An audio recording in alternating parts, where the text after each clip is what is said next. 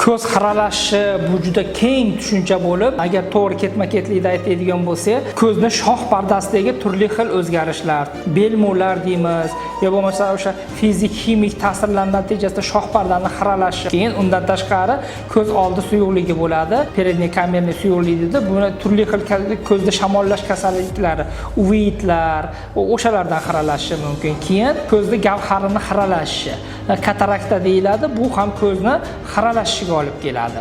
Keyingi yana bitta xiralashning sababi ko'zda shishasimon tanasidagi turli xil kasalliklardan keyingi o'zgarishlar. Bundan xiralashi mumkin. Keyingisi bo'lsa, ko'zda to'r pardasidagi o'zgarishlar. Tahirniy diabetdan keyingi asoratlar, keyin ko'zda tubidagi turli xil shamollashlar, shuni hisobiga to'r pardada kasalliklar hisobiga xiralashi mumkin. Keyingisi bo'lsa, ko'zda nervni kasalliklariga. Bunga o'sha передний ишемический neyropatiya deyiladi. Ko'zda nervini shamollashi, ko'zda o'zini nevritlari bundan hisoblanib xiralashi mumkin. Keyingisi bo'lsa, markaziy xiralash.